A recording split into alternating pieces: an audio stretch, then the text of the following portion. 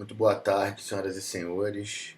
Sejam bem-vindos. Nós estamos aqui iniciando uma videoaula, né? uma reflexão aqui, uma aula de imagens, uma sequência de imagens, né? Uma narração, uma narrativa de imagens e palavras para fechar o ano do Fórum de Psicopatologia Cultural, que tem sido uma atividade constante da Teatroclínica Dionísio desde os últimos 3 anos aí, dos 5 anos de atuação no Rio de Janeiro, desde a pandemia, né, que a gente começou a fazer esse fórum online, e foi muito acertado para a gente discutir os temas contemporâneos da psicopatologia, da loucura, da doença mental. E justamente dando sequência às apresentações, 2 semanas atrás a Aguina Vilela apresentou Rituais, Imagem e Ação, da doutora Anísia da Silveira. Há uma semana atrás a Nathalie Cristino apresentou o tema mítico de Dionisos. E para fechar o ano eu falei, agora devemos falar da obra do Perry, do John Perry, que é a ideia de dramas rituais de morte e renascimento, né? Que é o trabalho dele com as psicoses agudas e o trabalho dele com os conteúdos das psicoses, que aparentemente assusta a maioria dos médicos e poucos conseguem penetrar na significação simbólica dos sintomas psicóticos, né, das violências, dos sintomas de massa. Justamente o cenário que nós estamos enfrentando é um cenário de vilões, é um cenário de delírio, é um cenário de violência, é um cenário de crise psicótica aguda, né? No nível institucional, as instituições estão enfrentando psicoses agudas, violências, loucuras, toda sorte, né, de vilões, assassinos, monstros, bruxas. E no nível comunitário a gente enfrenta mesmo a neurose familiar, né? Mas que vai justamente explodir no nível coletivo na psicose aguda, na guerra, no conflito. Então esse é o cenário que nós estamos enfrentando, né? Todos nós nesse momento histórico, na maioria das clínicas. E aí entra essa questão de que ciência é a explicação dos problemas através de receitas testáveis pela comunidade, o que a gente chama de mecanismo, né? Se não é compreensível nem testável pela comunidade, não é ciência.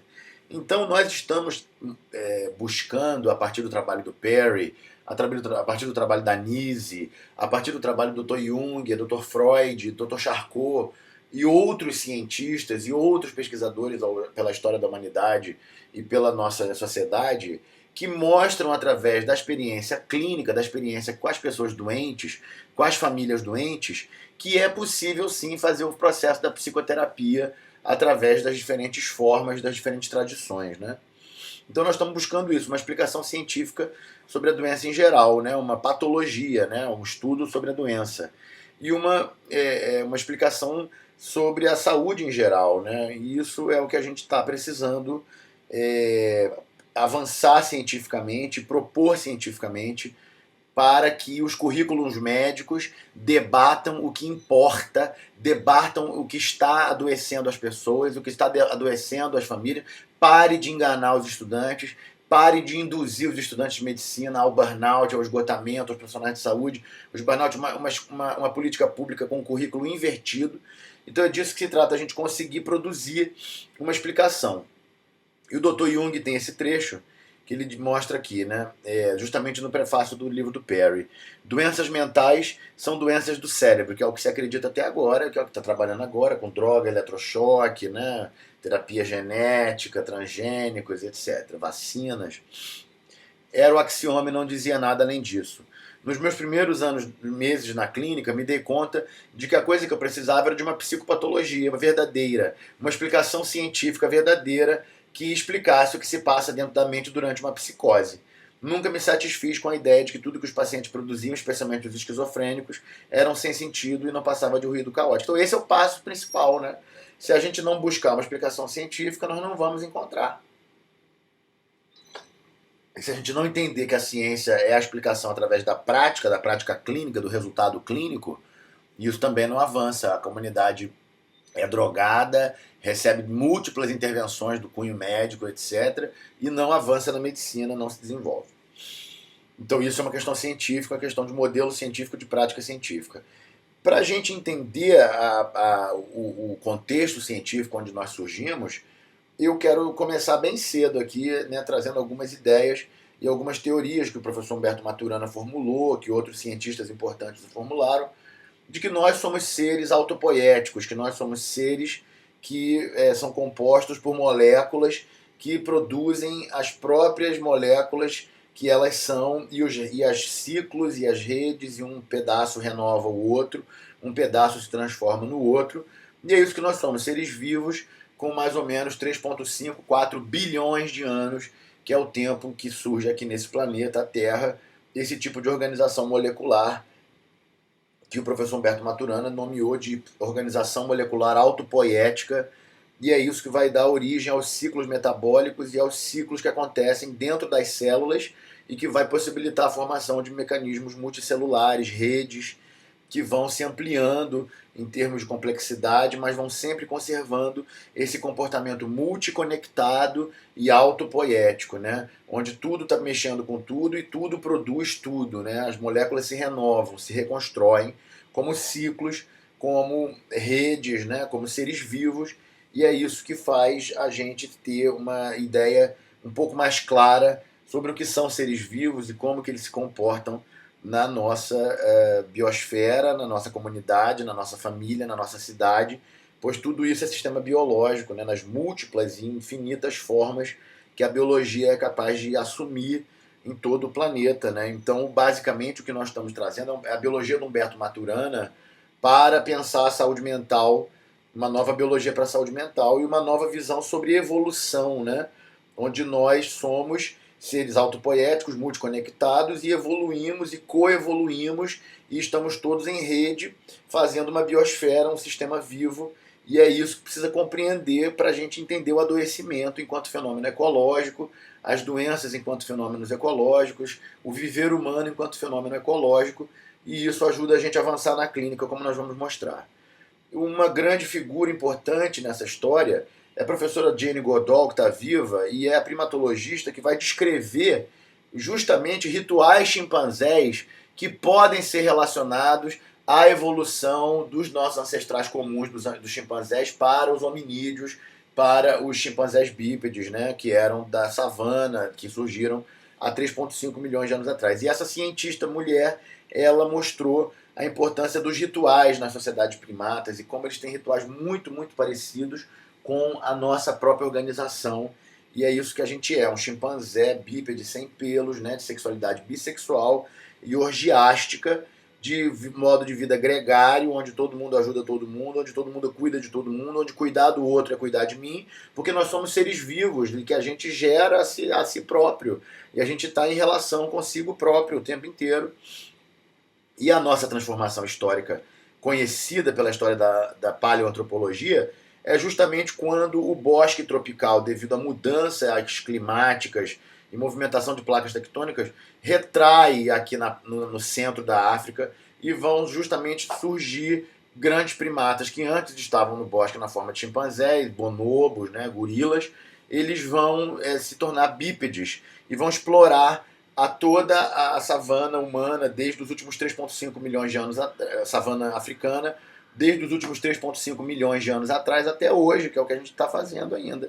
Chimpanzés bípedes sem pelo que se acham deuses solares, né? Como a gente vai ver daqui a pouco com a trama avançando. E esse é retrato dos nossos rostos, né? Da nossa família biológica, daquilo que nós somos, né? Da nossa natureza primata, que ainda é um tabu psicológico na nossa sociedade. Né? Poucas pessoas entenderam esse fenômeno da evolução biológica e da nossa origem primata, né? Que, na verdade, nós somos muito parecidos. Uma pessoa que entendeu isso e elaborou muito foi a doutora Anísia da Silveira, que demonstrou, através de muitos resultados clínicos, resultados comunitários, construção de museus, centros culturais, espaços, onde os pacientes se tornavam protagonistas, né, do processo da criação artística e, com isso, ganhavam autonomia psicológica e curavam da mente. Né? Então, a Anísia vai escrever um capítulo que a gente estudou aqui, mas eu revisito, né, justamente para que isso fica muito claro e que isso é clínico, isso é útil, a gente faz clínica com esse tipo de informação. Que os rituais são imagem em ação e que a doutora Anísia diz, né, as primeiras formas de ritual consistiam em danças. Os gestos, os movimentos rítmicos constituem uma linguagem que vem do mais profundo inconsciente e antecede a palavra como meio de comunicação. E isso aparece também na pintura espontânea dos clientes, como a Guina mostrou aqui. Por meio da dança, o homem reage ao mundo exterior, tenta apreender seus fenômenos e, simultaneamente, põe-se em contato com o mais profundo em seu ser. Os movimentos rítmicos permitem criar e integrar as representações surgidas em sonhos e imaginações. No seu dinamismo, as imagens arcaicas manifestam-se adequadamente através das formas e da expressão mais antiga do homem, que são o gesto e a dança, né? Do drama viestes ao drama retornarás. E os rituais são represas do inconsciente, né? Que é justamente o que o Dr. Jung vai falar sobre isso, né? De que os rituais são fenômenos da nossa evolução hominídea. Os chimpanzés são ricos em rituais, os primatas são ricos em rituais. Então, não posso crer numa medicina que não dance, que não faça rituais, que não assuma o seu lado ritualístico, né? E passe a pensar que tipo de rituais está executando e o que esses rituais fazem pela história psicológica da comunidade, né? Se reforçam essa história, se reforçam o conteúdo das comunidades, das famílias e dos coletivos, ou se enfraquecem os conteúdos, né? E o Dr. Jung escreveu sobre isso amplamente, tanto é que a doutora Anice foi trabalhar com ele e teve a oportunidade de conhecer mais um membro da escola junguiana, que é o Dr. John Wyer Perry, né? Que é o motivo aqui da nossa construção de hoje, né? Feita a introdução, para a gente entender a importância do trabalho do Perry e como que essa luta toda que a gente faz é um contribuindo para o outro e um ajudando o outro a entender o seu caminho, e entender a sua realidade, entender a sua comunidade e descrever os fenômenos que nós estamos enfrentando com os doentes, com as famílias, com as comunidades. E o Dr. Perry, ele escreve 6 livros, ele era professor na Universidade da Califórnia, em São Francisco, ele foi fazer a formação junguiana em Zurique, na escola do Jung, ele era amigo do Jung, né? Ele frequentava a casa do Jung. O Jung, quando ia aos Estados Unidos, ficava hospedado na casa dele. Ele conheceu o Jung em casa. O pai dele parece que era pastor, e o Jung hospedou o Jung em casa, ele conheceu. E o Perry estuda medicina em Harvard, vai fazer psiquiatria e vai trabalhar com o seu trabalho mais importante no campo, né, da contribuição, no campo da doença psicótica aguda, né?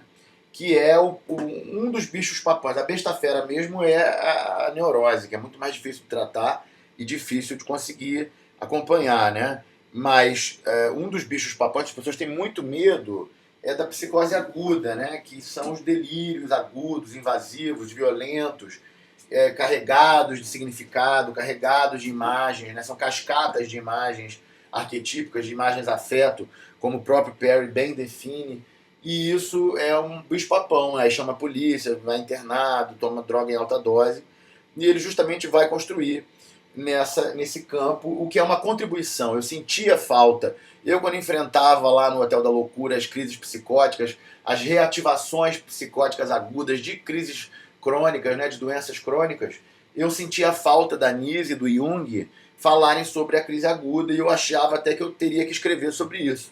Mas depois que eu li o Perry, eu falei, graças a Deus ele já escreveu e ele matou a charada, como nós vamos entender aqui. Aí tem esse trecho, né, que ele fala: no meu retorno da formação de psicologia analítica em Zurique, me foi designado um caso que, por bom destino, abriu um reconhecimento totalmente novo dos processos de autocura na psicose aguda.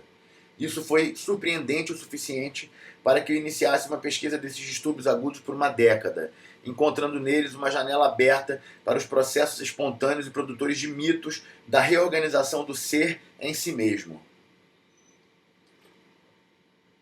Descobrir os mitos e os paralelos rituais das realezas sagradas logo forneceram reconhecimento da sequência de imagens que chamei do processo de morte e renascimento. Ele começa isso no primeiro livro, que é o prefácio do Jung, né, que é o si mesmo no processo psicótico, né, sua simbolização na esquizofrenia. Depois ele aprofunda isso num estudo onde ele vai trazer a ocorrência dos deuses solares, da importância das mitologias solares nesses pacientes, e como esse tema é um tema fascinante, profundo, da formação da sociedade, da formação das democracias, das tragédias, das comédias, do teatro. Né? Nós vamos ver que todas as civilizações da Terra cultuam o sol, tem divindades solares. Esses deuses solares geralmente são médicos, são curadores, são o centro do panteão, são o centro, né? O Perry vai mostrar isso, por exemplo, no Egito, né? Que nós vamos ter o culto do deus Ra, o deus Sol, o deus Falcão, que é Horus, filho de Ra, né?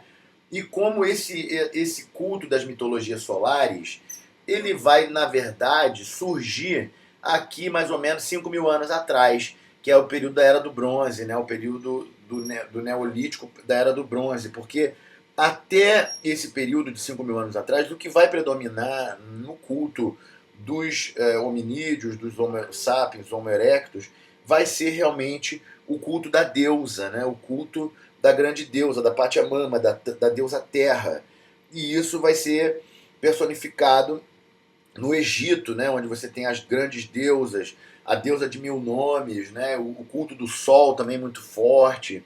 E um autor que nos surpreendeu quando eu estava escrevendo a tese lá no Canadá, que é o Leonard Shlain, ele vai trazer que um dos fatores dessa evolução aguda dos deuses solares, o que equivale a dizer um fator de evolução aguda da consciência humana, né? O deus solar, ele simboliza a consciência humana também, né?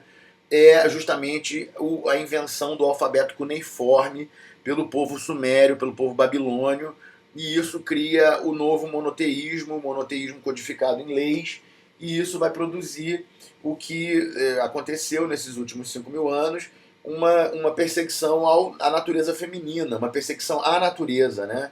Isso lança um projeto de dominação da natureza, um projeto de dominação do feminino, e surge esse padrão aqui, histórico, mitológico, clínico, de o homem contra a mulher, o homem violentando a mulher, o homem atacando a mulher. Nessa gravura em pedra aqui da Babilônia, nós vemos o deus Marduk, que é o deus civilizador, atacando uma figura bestial, monstruosa, a deusa Tiamat. E a partir daí, nós vamos ver a repetição desse motivo, dessa imagem do homem agredindo o feminino, agredindo o mais fraco, agredindo o mais frágil, o fenômeno da tirania, né? O fenômeno do pai atacar os filhos, né? Quando o patriarca Abraão, fundador das religiões monoteístas do Ocidente, ataca o próprio filho Isaac para fazer um sacrifício. Isaac simboliza o feminino aqui nessa posição. Aí o anjo intervém, mas Isaac já havia sido traumatizado, já era tarde demais, né? Esse pensamento monoteísta vai alcançar o máximo de loucura quando, do século XIII ao século XIX, queima 9 milhões de mulheres nas praças públicas das cidades, e isso ainda produziu um trauma que nós estamos carregando até agora, que no mundo das Américas, no Império Azteca, né, como pinta esse mural aqui do Davi Alfaro Siqueiros, essa psicopatologia colonial penetra, né, e assassina os nossos profetas, os nossos pais, e estupra as nossas mães, e nós estamos sofrendo o martírio disso até hoje, né, na mão das máquinas, na mão dos cães raivosos, né, na mão da psicopatologia colonial que nos tortura e nos mantém em posição submissa, doentia, de doente mental. E isso é uma trajetória de um rei solar. No último mural que o Davi Alfaro Siqueiros pintou, renasce o rei solar Cuauhtémoc, né, que havia sido martirizado por Cortés, e detona a psicopatologia colonial e liberta a cabeça do povo. E isso ele vai chamar de processos de morte e renascimento. Isso está na cultura, está nas psicoses, está nas neuroses de uma forma escondida, de uma forma psicotiforme, né? Não chega a deflagrar a imagem toda, mas um motivo ou outro é reconhecível, né? Às vezes as paranoias, às vezes a sensação de perseguição, né? Isso vai lembrar alguns dos motivos da psicose. E ele escreveu esse livro também, em 77, 74, chamado Lado Afastado da Loucura, né? The Far Side of Madness. E é também uma obra muito importante. Ele fala: os processos míticos de morte e renascimento, destruição do mundo e criação do mundo, o confronto de forças opostas e sua resolução, o estabelecimento de uma ordem renovada na sociedade e a geração de poderes criadores de vida, todo o trabalho ancestral dos processos cerimoniais de renovação, agora foram reconhecidos como os vários aspectos da tarefa de autocultivação espiritual, ou seja, psiquiatria, né? A autocultivação espiritual é psicoterapia, psiquiatria é a síndrome psiquiátrica, é a possessão demoníaca, é o automatismo, é o transe alterado, é a hipnose alterada, né? E como nós trabalhamos com teatro, quando eu estava no Canadá, nós tivemos uma experiência muito positiva lá, encenando as bacantes, né, que é a história do Dionísio, e chegamos aqui nessa configuração de imagens, né? O drama ritual, né, que ele fala de 10 motivos, né? O centro, a morte, o retorno dos mortos, o conflito cósmico, a reversão dos opostos, a apoteose, a união dos opostos, o novo nascimento, a sociedade renovada e a visão quadrada de mundo, a visão quadrangular de mundo, né? Que é típica do inconsciente, como descreve o Dr. Jung. E a doutora Anise também já havia cantado todas essas pedras no tema mítico de Dionisos, né, onde ela evolui esse tema sobre a história de Dionisos, os paralelos dele com a nossa cultura, com o cristianismo. Tudo é isso, é a morte e o renascimento do Messias, né, do Deus solar. E nós fizemos isso com as bacantes, né, então aqui em Montreal, com esses trabalhos que foram feitos nos espaços públicos da cidade de Montreal. E nós mantivemos essa experiência com teatro e psiquiatria transcultural, ligada na divisão de psiquiatria social da McGill, em Montreal, durante 3 anos.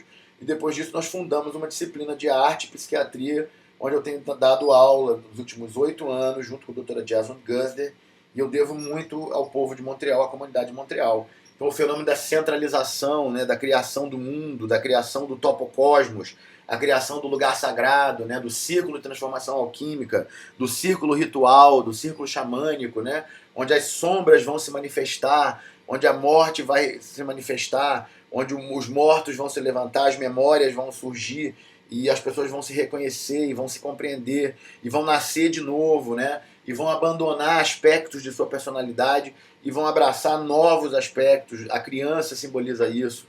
Entrou esse grupo de crianças para trabalhar com a gente nesse dia na praça, foi muito especial. A questão do conflito cósmico, né? O conflito entre a vida e a morte, o conflito entre o Deus solar e o homem infiel, o homem que não crê na vida, na magia, né, que não crê na natureza, né? Então o aprisionamento do Deus solar, o conflito cósmico, o enfeitiçamento, né, da sombra, o enfeitiçamento, a dança com a sombra, né, a purificação da sombra, a catarse, que aparece também nos motivos mitológicos, aparece nos sintomas psicóticos, aparece nos...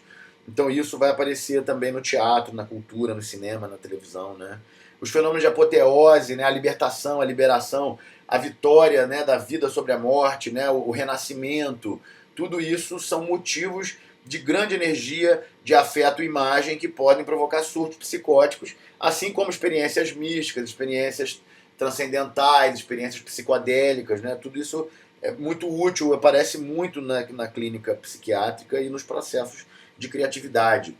Aqui a famosa cena de Agave sacrificando o próprio filho, né, que havia traído a Dionísio, simbolizando a união sagrada, né, a transformação, a união do animal e do ser humano, né, a união da natureza com da vida, né, da vida da natureza, da vida humana, e a renovação dos ciclos, né, e o renascimento que aparece também na forma da criança, né, uma nova vida, um novo ciclo, um novo momento que se abre na vida humana, e é isso que precisa acontecer todo dia, né? Porque nós estamos sendo soterrados por loucura.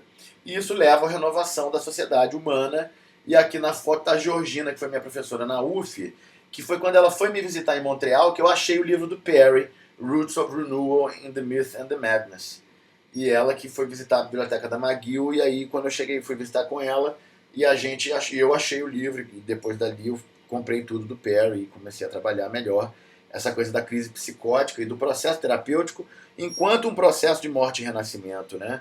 Onde as coisas se completam, onde o quebra-cabeça se completa, e a pessoa muda de fase, amadurece, controla as emoções, controla os sintomas, né? E esse é o livro onde ele descreve esse processo de uma forma muito detalhada, que chama Raízes do Renascimento no Mito e na Loucura, né? O mito de Dionísio, que é uma força primeva disso, né? Um exemplo disso. Nietzsche disse: todas as máscaras de heróis são máscaras de Dionísio transformadas, né, adaptadas, e todas as máscaras de vilões são máscaras do Dr. Fausto, né, o inimigo de Deus.